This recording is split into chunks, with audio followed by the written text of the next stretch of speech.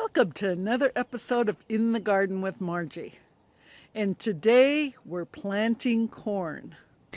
I did a lot of research on planting corn a couple years ago when we started our first garden. And I learned more about corn biology than I ever expected. The most important thing is that corn needs to be planted in bunches because they need to pollinate each other. I'll share how that happens in a future video. The first year we planted, although I had planted with seeds, I also found seedlings. Who knew corn came as seedlings now? So now it's seedlings for us, which gives us a jump on the season. Last year we grew yellow corn and we didn't like it as much. So again we got the Silver Queen, which is a white sweet corn.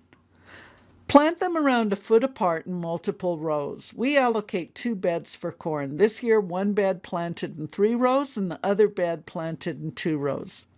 Now, if you get the seedlings, you'll find that more than 1 stalk of corn is in each little pot. You can either plant them all together or break them apart. The downside to breaking them apart is you could damage the roots and they may not survive.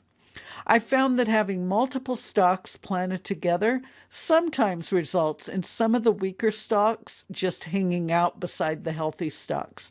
The upside is, when you break them apart, if the stalks survive, you have more corn. The first year, we followed the tip to put string around the corn to prevent it from falling down in strong wind or storms. This picture shows the first year, but last year we forgot. And after a quick windy storm blew through, we ended up out there standing all the corn back up and staking it all. As with all lessons, we learned it the hard way, and believe me, we will not forget again. Thank goodness all the corn survived, but it wasn't as good a crop as the year before. Generally, you can set up the string when the stalks are about 2 feet tall. But this year, I set it up when I planted, and I'll just move the string up as the corn grows.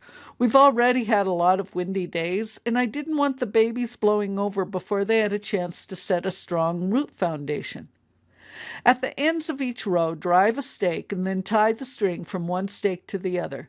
This year, because I started with such small corn seedlings, I decided to put rows of string on both sides of each stalk or groupings. But that's not really necessary. Be sure to water after planting and keep the soil wet at least until it's apparent that the stalks are going to survive. Then just water every day. As the corn gets taller and stronger, you can eventually water less often. And that's all there is to it. Now you can watch your corn grow. There's a saying that the corn should be knee-high by the 4th of July, but it's okay for it to be higher. This was from a couple years ago, which is definitely higher than my knee. I'll share more videos specific to corn as the season progresses, but meanwhile, I'd love to hear your corn tips. If you have a particular topic you'd like to see, let me know. Or if you have specific questions, let me know those too. And with that, thanks for joining me for In the Garden with Margie.